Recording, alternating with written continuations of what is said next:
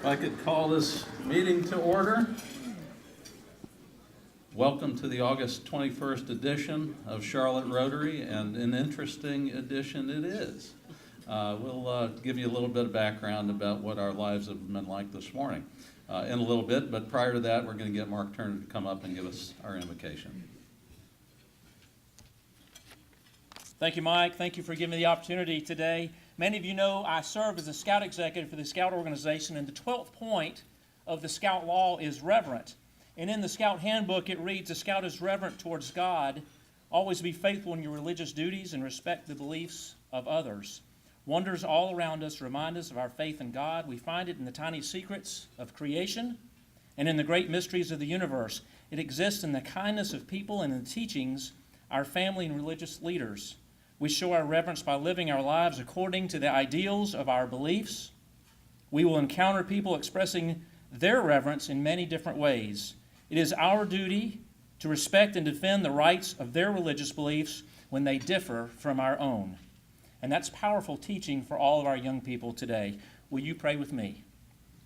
Lord, we are thankful for our goodness, for all the goodness you provide for us. Knowing that you are the Creator, I thank you for our blessings, and I humbly ask that you open our hearts to receive and acknowledge those blessings. Sometimes we take things for granted, but I know it is only through grace we are saved. Give us the courage to share with others your sacrifice. I humbly ask for blessings on my family, and my friends, and my city, and my country. Amen. Thank you, Mark. And now the incomparable Herb Harris to introduce our visitors and guests. Is that a good enough lead-in for you, Herb? Thank you. It is my privilege and pleasure to introduce our guests and visiting Rotarians today. Clearly, I'm on the first team because you can see that I have this very normal, pre-printed version of our, I'm not sure what happened to the real one, but I have this. When I call your names, will you please stand and remain standing until all have been introduced? And I'm going to begin with our guests. First, Howard Layson, who's a guest of the club. Please stand. There you are. Thank you. It would be nice if I got accepted by the club. Well, that may be too, possibly. I think we're going to have to get the hook out soon. Okay. For me? Next, William Turner, guest of David Anderson. Marjorie Wren, guest of Michael Wellinger. Well, my glasses here. Bear Shawn, guest of Mike Hawley. And she's from a little ways off. And Lee Bullard, who is a guest of Byron Bullard, and I presume probably related to him. Maybe even daughter or something. Now for our visiting Rotarians. Wafa Fathi from Casablanca. Kees Slingerland from Netherlands. And now for the one who comes from the most remote area, Michael Barnes, Mount Airy Rotary. There's Michael. It's certainly remote. If you will now give everyone a warm Rotary welcome, and thank you for being here. Thank you, Herb, and you might as well stay standing along with everybody else for the Pledge of Allegiance. I pledge allegiance to the flag of the United States of America and to the republic for which it stands, one nation under God, indivisible, with liberty and justice for all. Thank you. Please be seated. So this was one interesting morning. I rise early, had my earphones in so I didn't disturb my wife, but I listened to the BBC, at about 4:30 in the morning, and it transitions over to WFAE at 5. And the first news story on FAE at 5 o'clock was a disturbance at Chapel Hill. And I'm quickly kicking into my brain, Carol Folt is coming here today. And, so it was quite interesting. So the email traffic was heavy from about 6 o'clock this morning until about 10 when we got the word from Carol's office that she was going to stay in Chapel Hill, which is the right thing for her to do. And so we apologize for not having Carol here today, but we're going to get her back. We'll get it rescheduled, and it was a great testament, really, to the program committee chaired by Mac and Benton and all of the members of the program committee to basically come together to put a program up for you today that I think you're going to be proud to have. Actually, just a little background, and Mac is going to introduce our program, but Mac quickly sent an email around this morning saying, I think we need Plan B. Let's start thinking about it. And I had sent him back a note that said, you know, Mac, this is where the president and the co-chairs of the program committee just have to step up. And I said, one of the possibilities is that the three of us are going to have to do how I got where I'm at. And yeah, he was, I couldn't see him shaking his head, but I knew he was shaking it. But you're in for a much better treat than that. I did think about this a little bit, though. You know, our club has members who have been here for a very long time. And while we have how I got where I'm at, primarily for the new members, you know, every now and then I think we need to sprinkle in some of the old timers because, frankly, I mean, I've totally forgotten what the background on Mac is, for instance. I would love to hear that again sometime. Anyway, I digressed. Actually, and we're under a whole lot less pressure today, other than, you know, getting our special guest speaker up here, which we don't want to delay on. But we're going to start with Tom Bartholomew and a Better Business Bureau moment.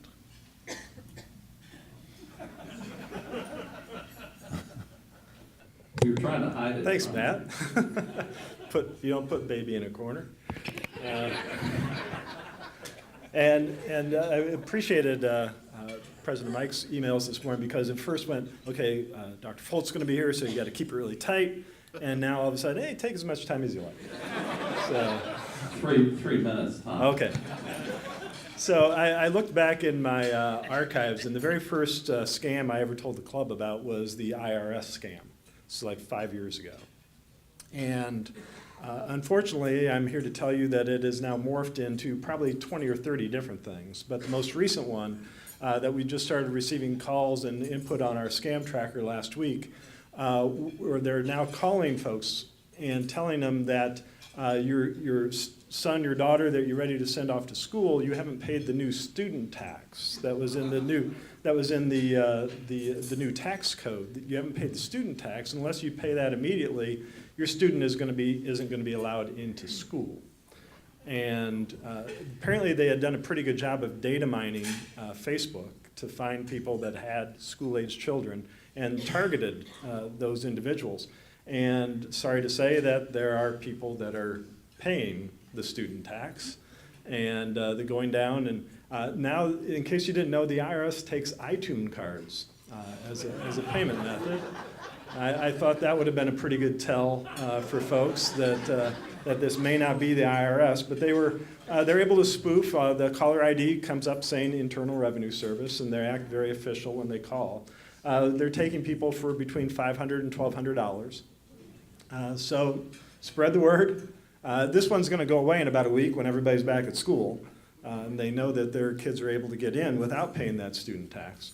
But until then, if you get a call like this, or let any of your friends and neighbors know that there is no such thing as a student tax, and no, the IRS is not calling you to collect money with an iTunes card. So there you go. Thank you, Tom. So as many of you are aware, we've got a technology initiative underway. Our great videographer is back here. Give them a big round of applause. Thank you, guys. We had, I think, Kim got the word out to most of the media outlets. Somebody from Channel 3 has been wandering around out in the halls, and I know a lot of people thought they were coming to video you. No. They just didn't get the word that Carol Folk was not going to be here today. So in any event, the technology stuff is really pretty incredible. We've put links in a number of publications so that you can quickly see what it is that's being recorded up here and how effective it is. We're going to talk to you a little bit about that when we are finished with the pilot of this, which is another month or so off. But in the meantime, one of the three prongs of this initiative is to see if we can't get a little bit more involvement of our members in the promotion of the club. And so I'm going to bring Kim up to tell you a little bit about that element of it. And actually, we were just going to have two videos, cameos here, but since we have the luxury of time, 4 today. Kim. So we were thinking the best way to get the word out about Charlotte Rotary is through the mouths of the Rotarians. In my business, if we want to sell soap, we use a testimonial from someone who loves the soap, right? So today, we're going to show you 4 testimonials, and this is just the beginning. We're going to be doing this again in September. We would like to, and we'll give you some notice, but we want to get everybody on camera talking about what they love about Charlotte Rotary. I have remained in Rotary for a period of time for 3 big reasons. One, the motto, service above self. That resonates with me. It resonates with the way that I was raised and remaining active and engaged in our community. And the second reason is the information that we get in Rotary, the meetings, the speakers that tell us about what's going on in our local businesses, nonprofits, and government. I feel like that helps me to be a good and informed active member of my community because I have the information that I need to make good choices and to learn how to serve above self. And finally, the 4-way test of what we think, say, or do is important to me because I feel like it means that the members of our club have a common moral compass, and that's important. It gives you an opportunity to meet with a lot of the makers and shakers of the city. You have excellent presentations every week. You develop a great comradeship with all of these people, and it's a great opportunity to give back to your community. Charlotte Rotary gives me an opportunity to serve my local community and the world in equal measure, while at the same time connecting with my peers in fellowship and networking on a weekly basis, and it really is a very fulfilling and fun opportunity. Join Charlotte Rotary for the community. I've been in the club 18 years, believe it or not. I know I look like I'm 35. But over the years, it's become more and more apparent to me that I know a lot of people here. And every year that I come to Rotary, I know more and more people. It's a big club. We have almost 300 members. So there is some turnover, but you realize there's a core of people here who become very, very important to you over time. So that's what I value about Charlotte Rotary. There we go. Let's give them a big round of applause. And, you know, I think we'll talk about this more later, but there's some real power in these kinds of videos, and there's a lot of things we can do with them besides just testimonials. There's a lot of history about our club that we have to repeat year after year, what types of student programs we have, what is involved with those, and rather than trying to do it from scratch every time, we're probably going to video a number of people who have history with these programs, and we'll make it a whole lot easier to just convey that information to us. So thank you, Kim, and your crew. They're fantastic. The Board of Directors is meeting right after this session appropriately in the think tank, wherever that is, but it's somewhere down the hall. So the Board of Directors immediately after in the think tank. Introducing our head table of prominent Rotarians. You've heard from Kim Bratton, heard from Mark Turner. You've not heard from Ben Dobson, but come up and visit with him afterwards. And to introduce our special guest and speaker, we've got Mac McCarley. Thank you, President Mike. One person clapping, that's about right. Thank you.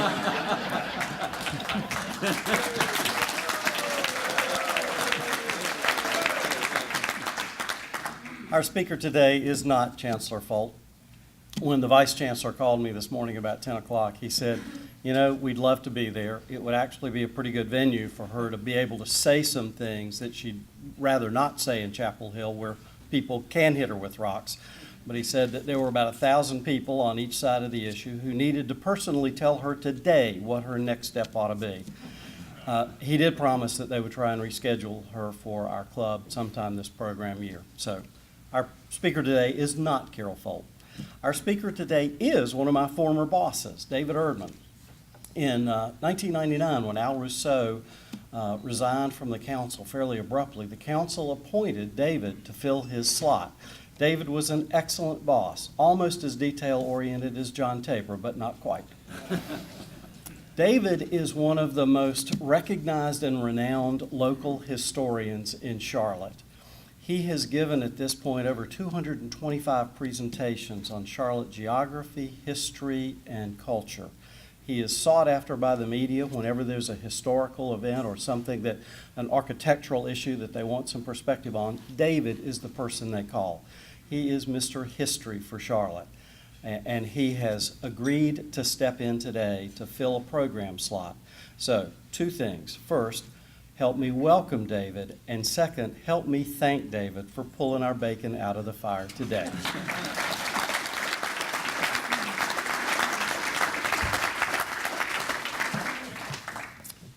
Well, it is a privilege to be here. I remember when Mike Allman spoke almost 20 years ago here, he said that this is Charlotte's leading forum, and I truly believe that. And I will always treasure my nameplate from today's meeting. On the back it says Carol Folt. I also remember Tim Newman saying one day when he had to preside for some reason over the club, and he said I was a stand-in, and so I'm a speaker stand-in. What I'm going to do is show you pictures of old Charlotte. But before I do that, I want to, by the way, if we happen to dim the lights a little bit so that the slides would be better, suit me just fine. I was in Oklahoma City a month ago, and they had opened a 100-year time capsule in the year 2013. And in the time capsule was a commemoration of the Rotary Club of Oklahoma City in 1913. That's embroidered names into a quilt. So I just thought that was so interesting I had to show it to you. Now we're going to find out how this works. Also, I'm always collecting information about Old Charlotte. So about 1937, the Charlotte News received this congratulation from our Charlotte Rotary Club. And I want to thank you for the privilege of speaking here today. Before I say anything else, I want to thank President Mike Hawley, Mac McCarley, Sandy Osborne, Ron Kimball, David Tobin, Jessica Dupree, Benton Bragg, Kim Bratton, and Tom Bartholomew, because every one of them had to spring into action to make anything happen at our meeting today. So what I'm going to do today is talk about 50 lost architectural treasures of old Charlotte. And in honor of our president, Mike Hawley, I'm going to start. My first slide is the Hawley Mansion. The Hawley Mansion was built in 1906 and stood on Elizabeth Avenue. It later was known as Mrs. Moorhead's boarding house. Mike and I have not discussed whether it's kin or not. I'm not sure if they're not in jail. They're kin. All right. I'm going to show pictures of 50 buildings, and one of them is still standing, albeit not where it was originally located. This is our Mint when it was located on West Trade Street in Charlotte, and most of you know that it was taken apart block by block and moved around 1931 in order to avoid being simply demolished. And then it was reconstructed as part of WPA in around 1936 and 37. All right. Every picture I'm going to show you is an actual photograph. And I use this slide to illustrate why I use photographs. These are all colorized postcards. Colorized postcards are easier on the eyes, without a doubt, because they are color. But nobody knows what these buildings, the color of these buildings really was, at least when they were making the postcards. And so I've chosen to focus on actual photographs. That's with one exception down to the left, those other 5 buildings are all the same building, the Independence Building. So, start with Central Hotel, right at the square. one of the oldest buildings in Charlotte. By the way, no one alive today was alive when the Central Hotel was standing, but I wanted you to see what you'll learn in seeing these pictures is that Charlotte was a real city 100 years ago. Now, it was a small city. We only had, well, 100 years ago, we were up to 25,000 people, roughly. But Charlotte is 250 years old this year, this very year. We're celebrating that 250th anniversary. And so I'm going to show you buildings from our history.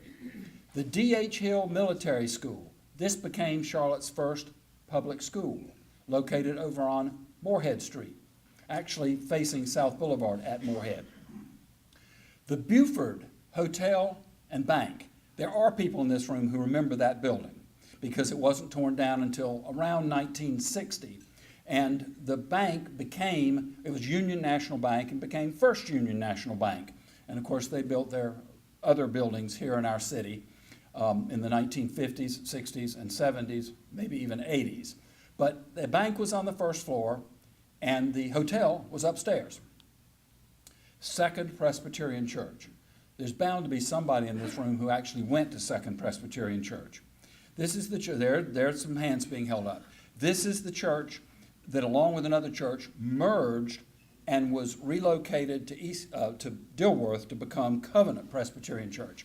This building was on North Tryon Street. You know, as we look at these pictures, I hope you'll take into account what monumental structures some of these buildings were.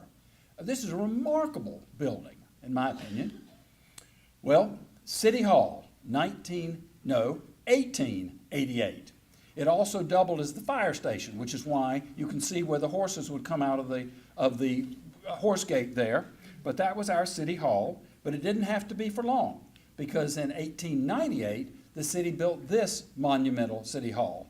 And I've always thought that that City Hall bespoke ambition, because it was built before the turn of the century. Charlotte had a population of about 18,000 people, and yet it built such a monumental City Hall, reminiscent in my eyes of the one in Philadelphia, where William Penn's statue is on top.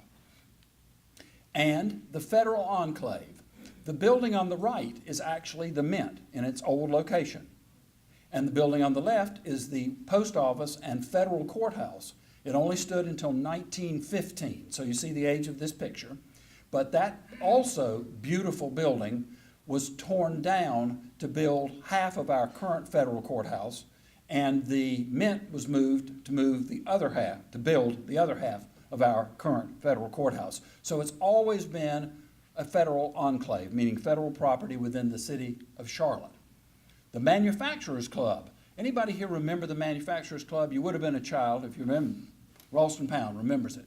The Manufacturers Club on West Trade Street was sort of the city club of its day, only the manufacturers, of whom there were so many in this town of cotton mills, the manufacturers would hang out there.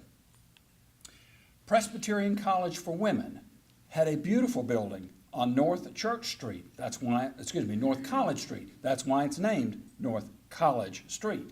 That is now Queen's University of Charlotte.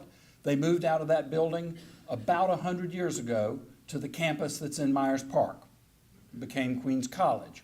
But it was originally Presbyterian College for Women. And this building lasted until, I think, the 1950s. But again, what a monumental structure right uptown. The Dilworth Park Pavilion and Theater.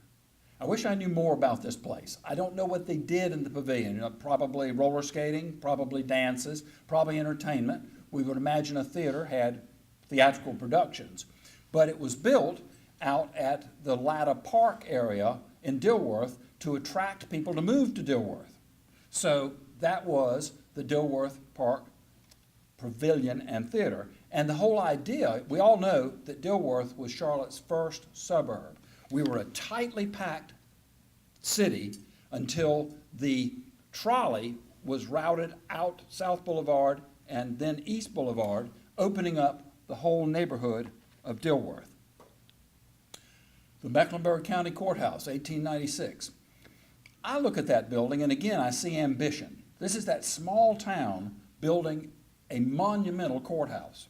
And I believe that its vague resemblance to the United States Capitol was a signal that the South, this city anyway in the South, was back in the Union, had rejoined the United States. Now, it's 31 years after the war was over, but there were lots of people around who didn't think the war was over. And this was quite a statement. Elizabeth College. I think most of you know that Elizabeth College was a campus on Elizabeth Avenue where Presbyterian Hospital, Presbyterian Novant Hospital as they now call it, is located. And that college went out of business around 1909, but it had some buildings and they became ultimately Presbyterian Hospital. The D.A. Tompkins building on South Church Street.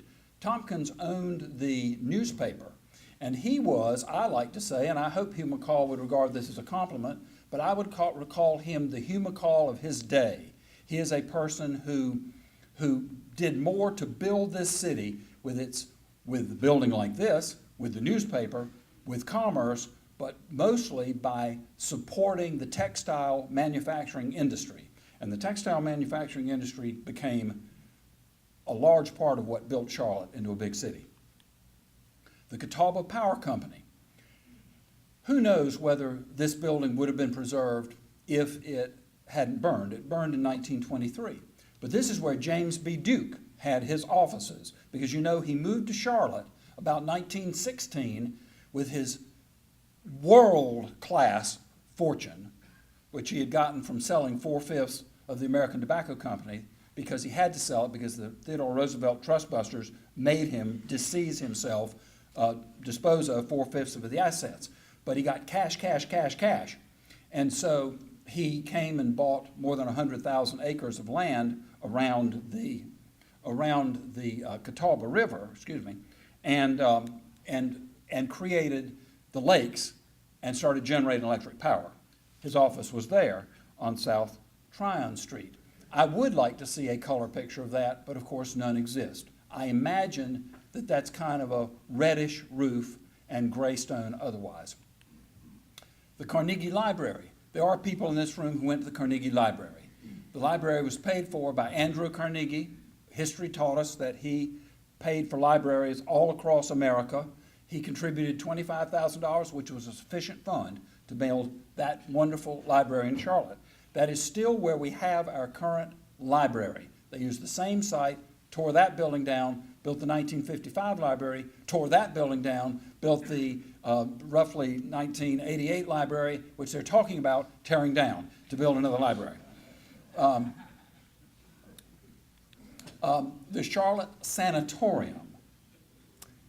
This would be a place to go for some sort of health care. I'm not crystal clear. It was not a tuberculosis sanatorium, I understand that, but they were always way out in the country because tuberculosis was very contagious. This is right at 7th and North Church Street, sort of in the Spirit Square area. The Piedmont Fire Insurance Building on South Tryon Street. This was one of the first real office buildings in Charlotte. Before we had office buildings, we had offices, and offices were little buildings, house-sized buildings, wooden buildings. This is a place where somebody could rent an office in a prestigious address on South Tryon Street in an early date. The Latta Mansion, Edward Dilworth Latta Mansion. What a remarkable house that was on East Boulevard.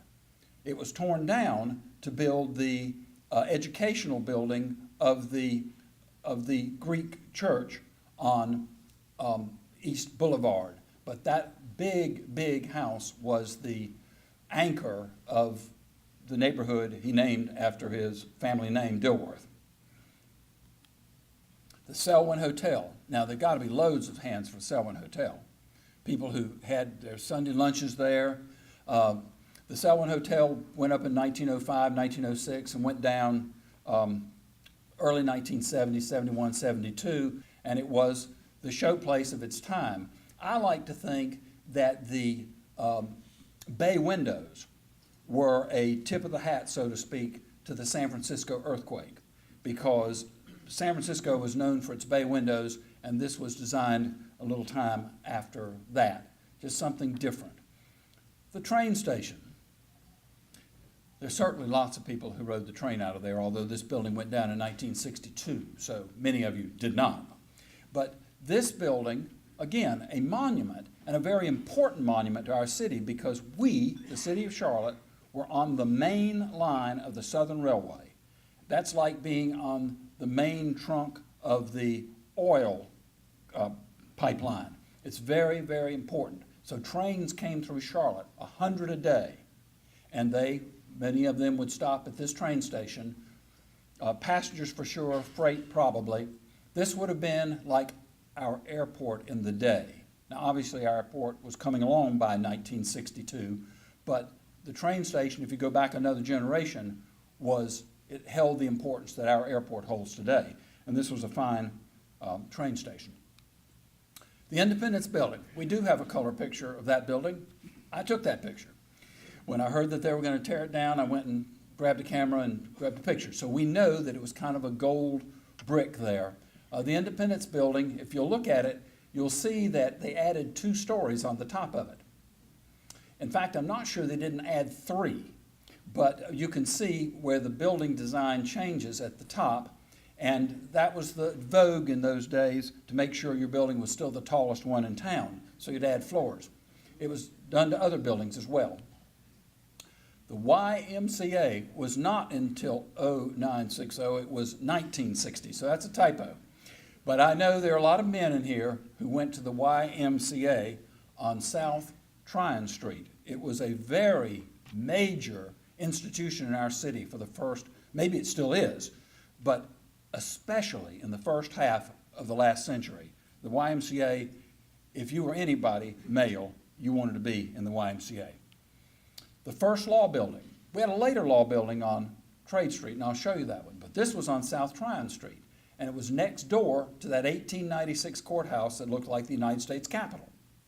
The building was torn down, well, I don't know when this one's torn down, probably in the, it's kind of unclear, because Sturkey's furniture store later occupied this building, and then Sturkey's later occupied another building further south. So it's a little unclear to me when this building went down. But I can tell you that they added 2 stories to it, and it was a 5-story building at a later stage. The American Trust Company. This is important Charlotte history. There were 2 banks immediately next door to each other, undoubtedly hyper competitors. One was American Trust Company, and I'll show you the other in a minute. But first, the Belk store. That Belk store was originally only a half wide. The left half was built first in the 1920s, and then they made it a double wide by adding the right-hand side in the later 1920s. By the way, a lesson there. By 1929, almost everything stopped. Almost everything, because of course the Great Depression, there was no money. But Charlotte built a lot up to 1929 and then started building again after World War II. So there was a long hiatus there. But the Belk store was double-wided before the Depression. This is the other bank, Commercial National Bank. There are certainly bankers in this room who know why American Trust and Commercial National are important, because they combined with another bank from Greensboro, as I recall, and became North Carolina National Bank, NCNB. And what NCNB did was tear down both of them and build the building where McCormick and Schmick is now, because that was the first NCNB building here in Charlotte. They used the same land, they just tore down the buildings and had the combined NCNB that became Nations Bank, that became our Bank of America. The Clayton Hotel at West 5th and North Church. Currently a parking lot, I believe, but there there's probably a building there, my mistake. But anyway, the Clayton Hotel. I like this building because it's one of the few places in Charlotte where the land is not flat. And so you can see how the architect adapted to have 2 separate entrances. I'm interested to see how it worked inside. Unless there's somebody here who can tell me, we'll never know. The Coca-Cola Bottling Company of Charlotte. They were there early. Now, we'll tell you, that in many of these pictures that were taken 100 years ago, they would put the sign on the picture, and it may well be that that sign was not actually on the building. They would superimpose it. I've seen enough of those to believe that this may have been superimposed, but there's no doubt that that's the Coca-Cola Bottling Company. Those are trucks with Coca-Cola bottles out front. The Mecklenburg Hotel, it burned about 1978. It was a very important hotel diagonally across the street from the train station. So if you came to Charlotte on the train, you might well spend the night at the Mecklenburg Hotel, and they had a very good restaurant that some of you will remember from your childhood. The YWCA, 1914 to 1969 at that location, that's on East Trade Street. They later put another YWCA building on that location and then moved out to Park Road, as you know. The Alexander Graham Junior High School. Got some hands? Anybody? Yeah, we've got some hands. Alexander Graham Junior High School. Now, there are two Alexander Graham Junior High Schools. We still have one. The one we have is on Runnymede Road.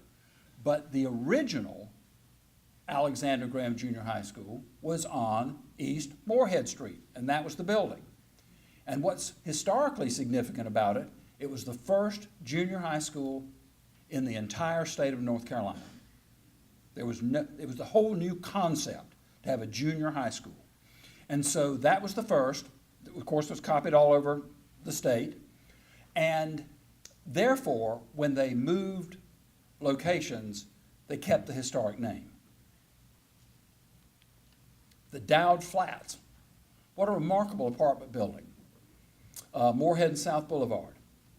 I'd like to know more about what that looked like inside. It's got towers, kind of a Mediterranean look to it, as you can see. The columns got all sorts of architectural attributes. The professional building. Anybody who grew up in Charlotte 60, 70 years ago went to the doctor at the professional building. That was the doctor's building of its time. That was on North Tryon Street, 7th and North Tryon. The Wade Loft. I expire and gasp when I see that building because I photographed that building. This is not my photograph of it. And 6 months later, it burned. The Wade Loft was like the merchandise mart of Chicago for the city of Charlotte. The merchandising district. This is down on 1st Street behind in what is now the Arts Complex. But Charlotte was a big breakdown city, and by breakdown, that would mean train loads of cargo would be broken down into truckloads for distribution in the Carolinas. So that was a big breakdown center, and the train lines ran right behind there. The eye, ear, nose, and throat hospital was next door to the professional building. It was where you would have eye, ear, nose, and throat surgery. Very wonderful, sort of advanced in the 1920s that Charlotte had such a facility. Second Ward School. Second Ward School was built 3 years after the Alexander Graham Junior High School that I showed you. To me, the designs are somewhat similar, probably similar enough that the architecture of this building was influenced by the school that was only about 3 blocks away on Moorhead Street. Second Ward School, of course, African American students only, and the buildings and the campus lasted until 1969. The Hotel Charlotte. Those of us who've been in Charlotte long enough remember the day that that building was imploded on national TV. It had been closed since the early 1970s. Something I'm looking for, and all the pictures that I collect are basically for the history of our city. I'm going to give all that I have to the museums, the libraries, universities, when I'm got all that I can get.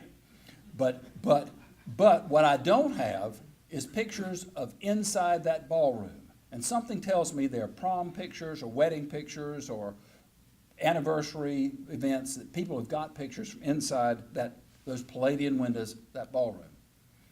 The Walton Hotel, that's where the cotton brokers all stayed, on the cotton side of town, which is over near where the light rail now runs through uptown. Now this one's easy. the Lamplighter Restaurant. See, this one's so much more recent that many of you went to your first date or your Valentine's date or your New Year's Eve dinner at the wonderful Lamplighter Restaurant on East Morehead Street. The Wilder Building. Thank goodness I got this picture. I'll be thanking the person who gave it to me in a little while. The Second Law Building. By the way, I'm going to see if this really works. Yes, my law office was on the 3rd floor right there for a short time in my law practice. It was great to be in that wonderful historic building even then. The Southern Railway offices. If you're going to have the main line of the Southern Railway running through Charlotte, you've got to have some offices. And you've got to have a tank to put water into the locomotives. You see the tank. The Observer News Building. This building was torn down, and the later Observer News Building was built on the same site. And of course, it's now gone, and the 25-story building is going up. And the Power Building. The Power Building, monumental in scale and in style. This was known, even though it was Duke Power Company, it was known as the Power Building. And the Power Building, I don't quite understand why that needed to be torn down. You could build any sort of high-rise within that facade and preserve both. Film Row. Talk about breakdown. Charlotte was the film distribution center for a large region, North Carolina, South Carolina, into Tennessee, into Southern Virginia. So in the days when movies came in big old cases of film, they'd carry them out of Charlotte and truck them all over the region. So we were a film distribution center, and all the major film companies were represented in Charlotte to distribute their films. That was on South Church Street. Going the wrong way. The bus station. Other cities have seen fit to preserve the facades of these streamlined styled bus stations and build high-rises behind them. There's a beautiful example in Washington, D.C. of just that. Crockett Park. I always have to show this because I met my wife here. Some of you remember Charlotte used to have a bachelor's club and a spinster's club. Sounds quaint, sounds peculiar, but it was popular in Charlotte. And yes, I met my wife at a spinster's club mixer, and that's what it's all about. That's what it was for. And finally, the Jesus Saves building. Jesus did not save this building. So, if you want to see the other 50 buildings, you can buy my book. Ralston Pound gave me that nice picture of the building I said I'd comment on, and Walt Ralston's a great source of history for me. Bill Barnhart is really the one who got me started on all this. He gave me his scrapbooks a few years ago and said, use these if you'd like, and I've used them a lot. But I also want to thank Catherine Browning, Bob Freeman, Luther Moore, Chase Saunders, Martin Waters, David Zimmerman, and Frank Martin, whose name I inadvertently omitted, for various help in historic matters, and there may be others of you as well. So I want to say the end, thank you, and on time.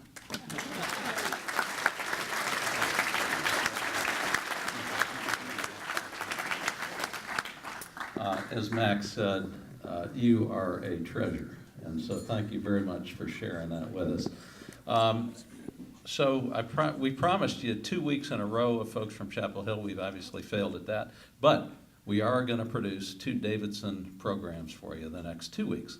So we've got Bob McKillop coming next Tuesday, one of the preeminent basketball coaches in the country, collegiate. And then Jim Martin, who taught chemistry for many, many years at Davidson, is going to be coming to visit with us the following week. And that is it for this edition. We'll see you next week. We're adjourned.